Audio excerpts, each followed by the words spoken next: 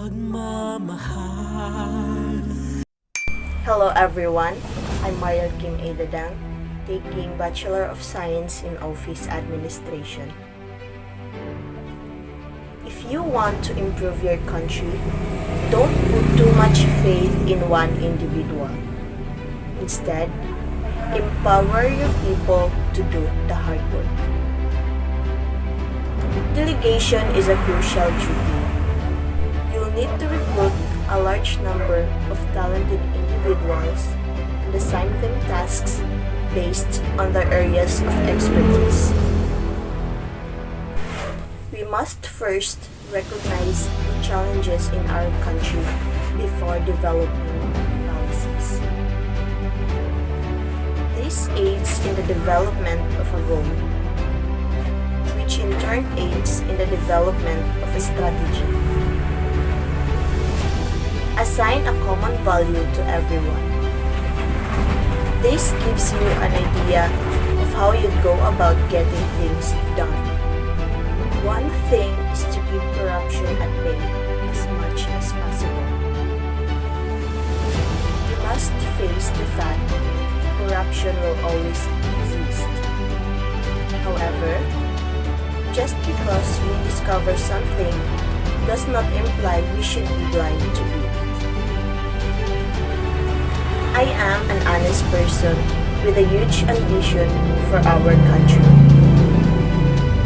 If the Philippine population votes for me to become president, which is unlikely, I will pledge to the Senate that we will work as a team.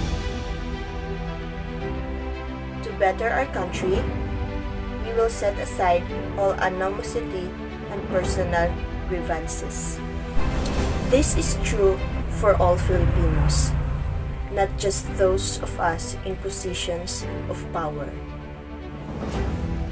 I will endeavor to be a positive role model for those who will be around to observe how I govern as a president during my administration. If I become the president, I would implement free housing policy for those homeless and squatter people. 1. I want to provide a house for homeless and squatter people, including numerous children and elderly who are begging for food on the street. They only shelter one piece of furniture, whether it is a piece of roof, cardboard, wood, or anything, whether it is in the morning or evening, sunny or rainy. When you're on the road, you can see homeless people in every corner of the street. They have no such thing as a permanent location. Everything is constantly changing. As a result, I'd like to assist them so that there are no homeless individuals. And for the squatters, this may be in vain, but considering the risk of earthquakes across the country, better dwellings must be created to limit the number of people killed as a result of bad housing. We will never be able to allow landed properties unless they are in the suburbs as the population grows. As a result, high-rise apartments will be constructed to accommodate both the rich and the needy. Homelessness isn't someone else's issue. It has a ripple effect throughout the community. It has an impact on healthcare resources, crime and public safety, the workforce, and taxation. Furthermore, homelessness has an impact on the both present and the future. Breaking the cycle of the homelessness, one person one family at a time benefits us all. Economic hardships, domestic violence, family troubles, chronic health concerns, substance addiction, mental illness, and a lack of affordable housing are among the most common reasons of homelessness. Almost everyone knows someone has been affected by these illnesses. Yet, many of us have a natural support systems that can assist us in getting through difficult times. 2. I'd like to implement a job for the unemployed policy. Because many poor people are unemployed, I wish to provide them with work so that they might escape poverty. In the Philippines, many individuals are unemployed. Some are still simply loitering around the corner, while others have become addicted since they are unable to do anything else. They can focus on their professions and even aid their families if they have a job. 3. I wish to put in place the tree planting. Trees are frequently the source of illicit logging nowadays. I want to fill in the gaps left by fallen trees. If trees are cut down, it will have a significant impact on the forest ecology. Basically, the forest environment is dependent on trees. Thus, if these trees are cut down, they will have nothing to look forward because the entire ecosystem is dependent on them. Trees can assist us, particularly in situations where we have little control, such as the storms. It can assist in the prevention of floods and landslides. Trees give off oxygen that we need to breathe. Trees reduce the amount of storm water runoff, which reduces erosion and population pollution in our waterways and may reduce the effects of flooding. Many species of wildlife depend on trees for habitat. Trees provide food, protection, and homes for many birds and mammals. 4. I also want to put in place policies to support agriculture. Agriculture is very important in the Philippine economy. They have access to a wide range of meals, most of which are in their original state.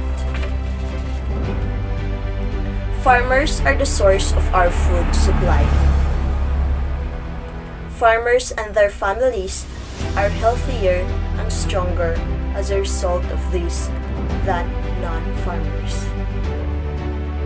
Farming provides jobs for farmers and their families. No one is unemployed in farming communities. The neglect of agricultural sector as well as unequal resource distribution exacerbated poverty in rural areas. 5. I'd like to execute the market reduction policy, but only in the proper manner and without harming farmers. Many impoverished individuals have greater difficulties because groceries are too expensive. If everyday basics are already taxing on the Imagine how much more so if an emergency arises. So I'll put it into practice in order to assist the impoverished. 6. I'd also want to decrease taxes and ensure that the proceeds do not go into the coffers of other politicians in power, but rather to promote the overall well-being of the people. 7. I'm going to organize an anonymous corrupt politician committee that will rigorously examine and study cases of politicians in power, and any found guilty will be fired immediately. 8. I would implement a major education program. Education is a social institution, plays a critical role in contemporary society, and society, in turn, contributes to the development and structuring of the educational system. I'd begin a major education program to teach people about discipline. Discipline is the practice of making people obey rules or standards of behavior and punishing them when they do not.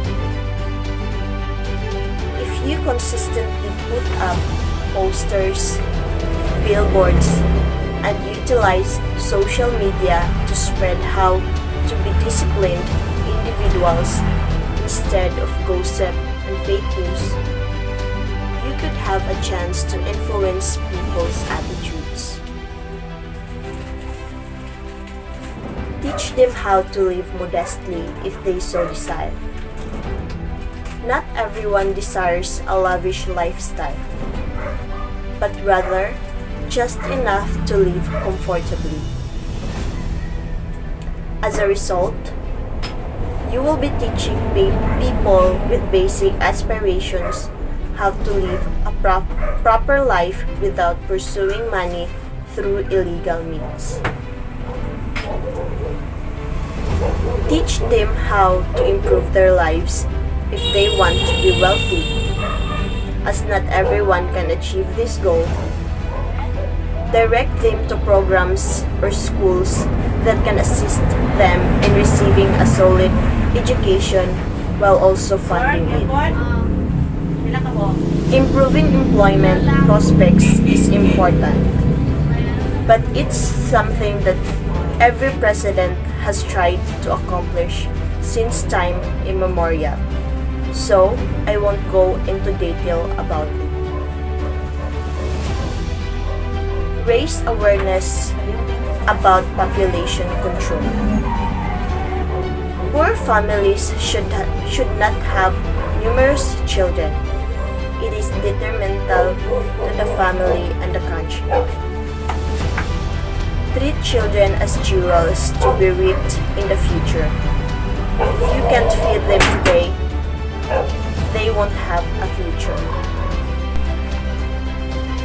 Teach people how to vote correctly, not who to vote, because they must learn that by themselves. Learn to discern who are corrupt and who are overstaying for their own gain. Corruption must be eradicated. It's very common. No government can rule successfully if there is corruption at all levels of civil society and government. I'm not certain that corruption in the Philippines will be eradicated. I'm afraid it's endemic in Philippine culture.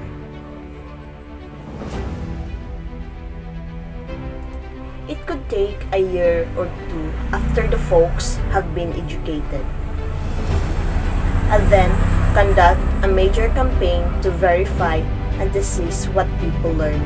and how they utilized it in their life. We recognize that there are numerous areas in which our country might improve. We are aware that we are currently confronted with a slew of issues, including corruption, high poverty, and a slew of other issues. Despite the fact that our present president is doing everything he can to improve our country, change must begin with the people, and then leaders will follow, or they will not be in a position to lead at all. Thank you. I am